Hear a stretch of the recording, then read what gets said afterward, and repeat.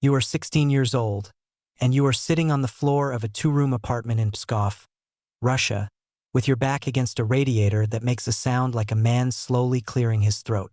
It is February. The windows are sealed with strips of old electrical tape because the frames have warped and the cold gets in anyway, creeping along the baseboards, pooling near the kitchen tiles. Your mother is at her second job. Your sister is asleep in the other room, curled up under two blankets and your father's old coat. The apartment smells like cabbage soup that has been reheated 3 times and the particular damp wool smell of winter laundry drying on the bathroom rail. You have a laptop. It is 5 years old, the fan sounds like a small aircraft, and the E key sticks unless you press it with 2 fingers. You open it now. You are not a criminal. You want that stated clearly right now before any of this begins. You are a boy who taught himself to code because the school computers only had 30 minutes of supervised internet time per student per day, and you had questions that took longer than 30 minutes to answer. You learned HTML at 12, Python at 13. By 14, you were comfortable in places online that most adults do not know exist. Not because you were reckless, but because you were curious, and curiosity is the only currency you have ever been able to afford. The thing that starts it is nothing dramatic. Your school has a grade portal. Grades are posted every Friday at 6 in the evening. Your mother asks about your grades every Friday at 7 in the evening when she comes home from her shift at the textile sorting warehouse. She does not ask cruelly. She asks with the particular exhaustion of a woman who has given everything and needs to know the giving is not wasted. Your mathematics grade is a 53. You have missed assignments because you were sick for 2 weeks in October, and the teacher, Mr. Volkov, did not accept late work under any circumstances. With complete certainty that a 53 will break something in your mother that is already cracked. So you look at the portal. You look at how it is built. You spend 4 hours on a Tuesday evening in November identifying a simple session token vulnerability in the school's grade management software. It takes you 11 minutes to change a single number. 53 becomes 71. You close the laptop. You eat your reheated soup. When your mother asks on Friday, you say 71. She touches your face. She says she is proud of you. You feel sick for a week, but you do not get caught, and you do not do it again. That matters, the not doing it again, because it tells you something about who you are. You are not someone who enjoys this. You are someone who did one ugly thing once to protect one tired woman from one more piece of bad news. You file it away. You move on. The private message arrives on a forum you use for reverse engineering discussions. The forum is not illegal. It is the kind of place where experienced programmers argue about kernel exploits and post CTF write-up solutions and occasionally have extremely long arguments about memory management. Your username is a string of 8 random characters. You have never posted anything personal. Whoever sends you this message has been watching the forum for a while, because they reference a specific technical question you answered 3 months earlier about a timing side channel in an older encryption library. The message is short. Says you answered that wrong. The actual vulnerability window is narrower than you stated. I'll show you why if you want. That is all. You respond. Of course you respond. You are 16 and someone technically sophisticated has just told you that you made an error, and the only thing more powerful than curiosity in a boy like you is the refusal to be wrong about something without understanding why. The conversation goes on for 11 days. You learn more in those 11 days than you have learned in the previous year. Whoever this person is, they understand systems at a depth that makes your own knowledge feel like a map drawn by a child. They are patient. They never explain things condescendingly.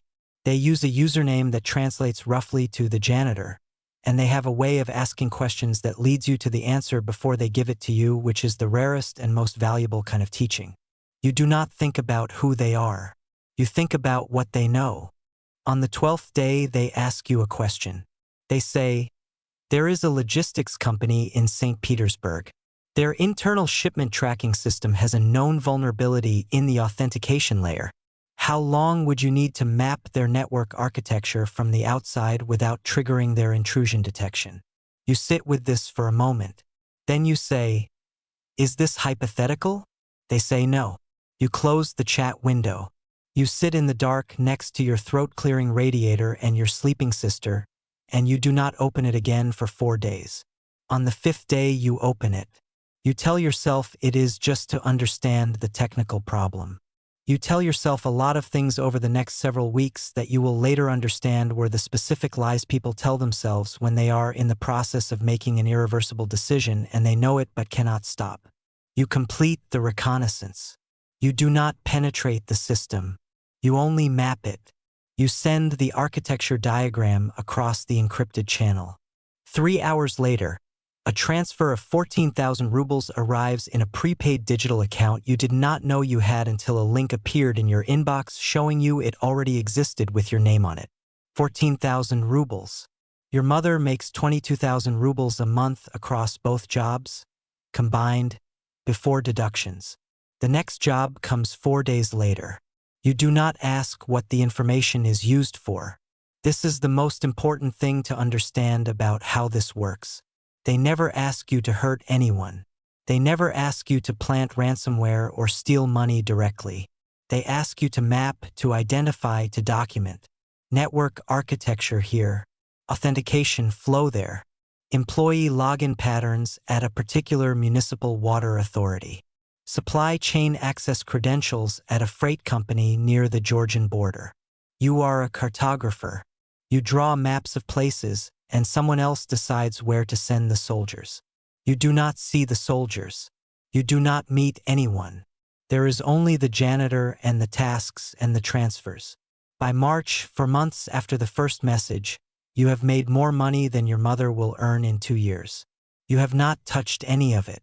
It sits in 3 separate accounts across 2 jurisdictions, and you are afraid to move it because moving it means making a decision about what you are doing, and you are still not ready to make that decision consciously. Your sister turns 11. You buy her a gift, a proper one, a scientific calculator she has wanted for school, and you tell your mother you sold an old graphics card online. Your mother does not press it. She is tired. Tired people do not always ask the questions they should ask. Spring arrives, and with it a different kind of conversation with the janitor.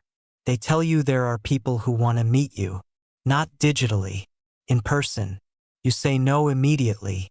They say they expected that. They say you should know that the people they work with are serious people who do not generally accept no from contractors they have already invested in. The word invested lands with a specific weight. You read it 3 times. You understand what it means. You say, give me 2 weeks. They say, you have 1.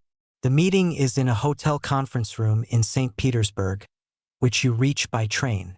You are wearing the cleanest clothes you own.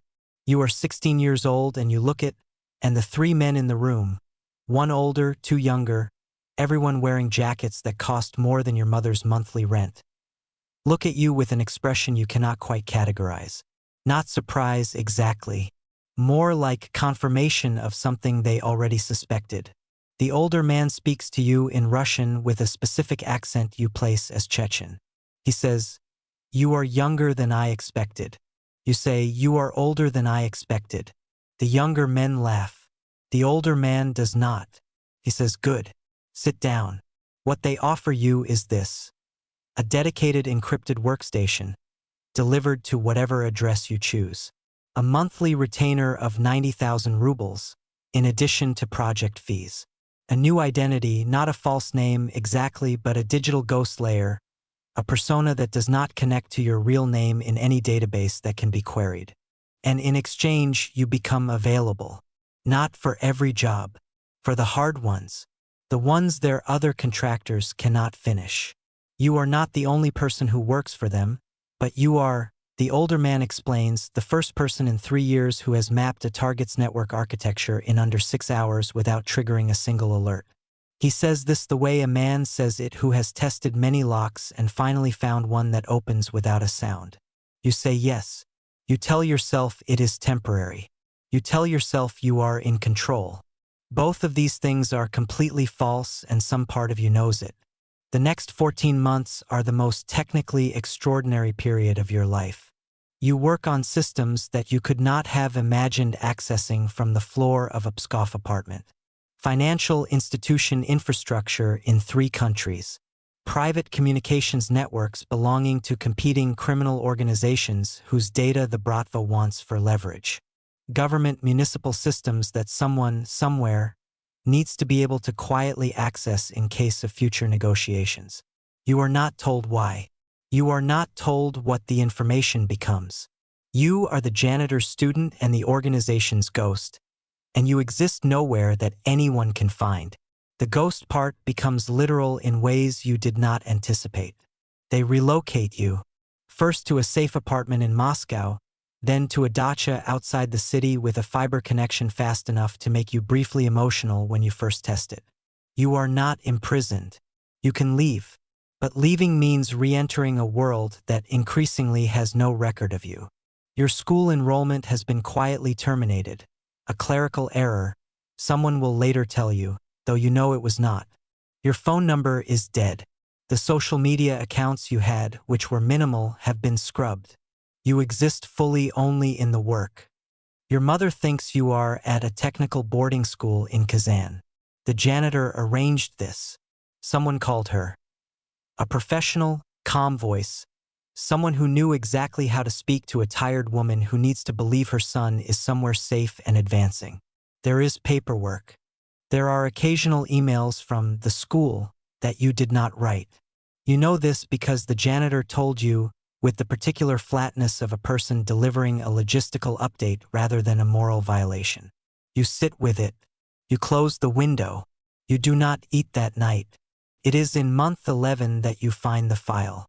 You are running a routine audit of a system backup when you encounter a directory you were not meant to access. The permissions are set incorrectly. A human error, small, the kind of thing that happens when people are careless and trust that their ghost will not look sideways. You look sideways. Inside the directory is a folder with your real name, not your username, your actual name, first and patronymic both. Inside that folder is a photograph of a grave. The grave has your name on it. The date of death is 11 months ago.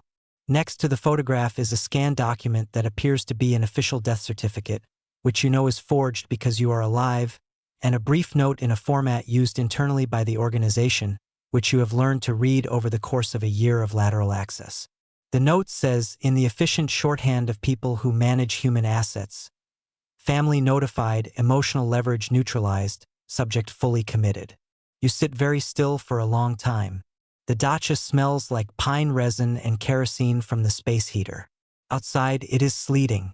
You think about your mother standing at a grave with your name on it. You think about your sister, who is 12 now, standing next to her. You think about who told them and what words were used and whether they cried, and you know they cried, and the knowledge sits in your chest like something swallowed the wrong way that will not go down. You do not react. This is the most important decision you make in the entire story. You close the directory. You correct the permissions error. You file the audit as clean. You say nothing. But you begin, from that moment, to build a room inside your work that no one else can see.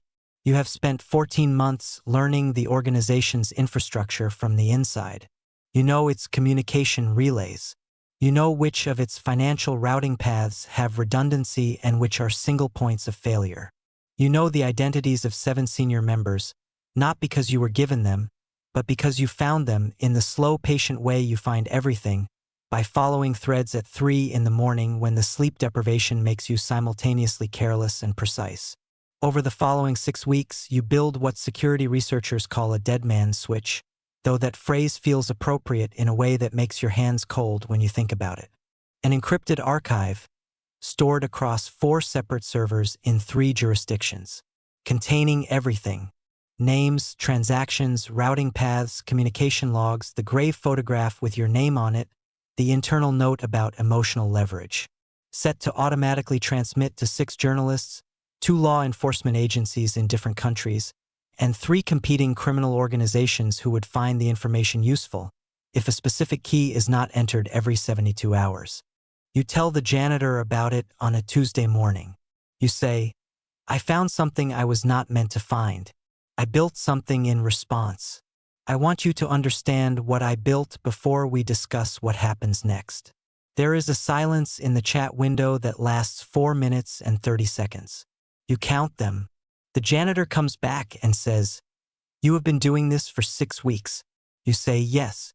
They say, "You are either the most valuable person in this organization or the most dangerous." You say, "Those are not mutually exclusive." Another long silence. Then, "What do you want?" You want 2 things. You want documentation of everything the organization has on you, full disclosure of what they hold and what they have told people. And you want to go home. The negotiation takes 3 weeks. You do not sleep much during those weeks. You eat badly. The pine and kerosene smell of the dacha begins to feel like the smell of something ending, and you are not sure if the thing ending is your captivity or your life, and the uncertainty is a specific kind of awful that you have no previous vocabulary for. But the switch holds. The key gets entered every 72 hours. No archive goes anywhere. And at the end of 3 weeks, there is a document in your inbox confirming that your school records have been restored, that certain narratives communicated to your family were, as the document phrases it, operationally necessary and will be corrected through appropriate channels. The final line says, "You are released from active commitment. Retainer suspended. You are advised to consider ongoing mutual benefit arrangements at your discretion." It reads like a severance letter from a company that put you in the ground and is now offering you a job reference. The train back to Pskov takes 4 hours and 20 minutes.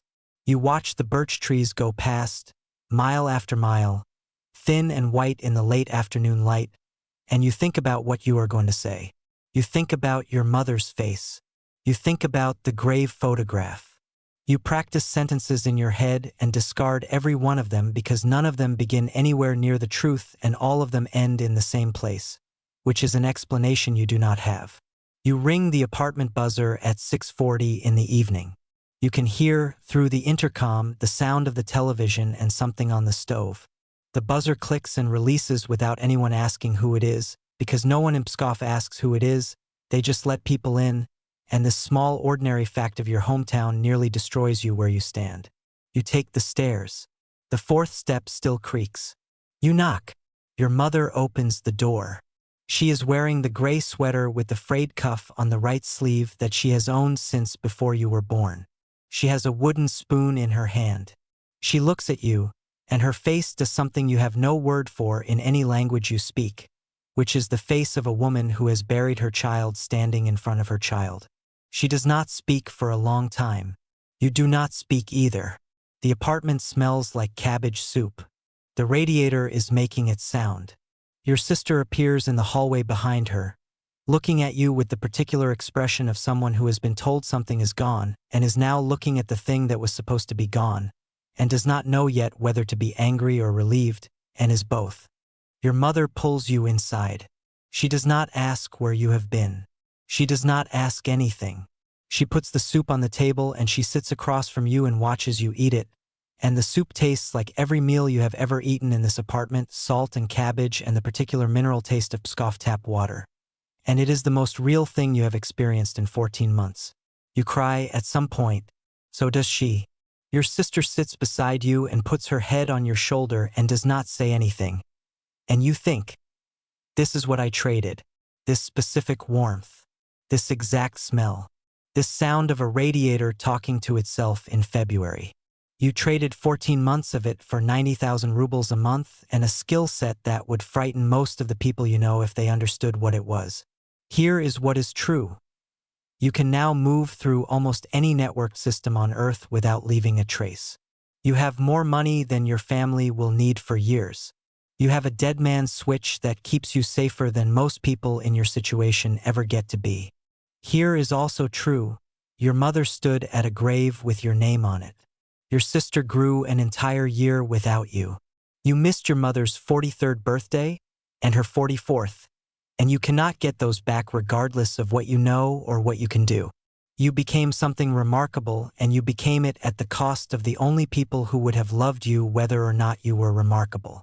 Both of those things are true at the same time, and they do not resolve, and they will not resolve, and the soup is warm, and you are home, and it is not enough, and it is everything. There is a word in Russian, toska, that has no direct translation in English. It means something like longing mixed with grief, mixed with the ache of something beautiful that is also lost. Nabokov once described it as a sensation of great spiritual anguish, a longing with nothing to long for. You think about that word a lot. Now, in the apartment in Pskov with the radiator and the cabbage smell and your mother watching you from across the table as if you might disappear again the moment she stops watching. You did not choose this clean.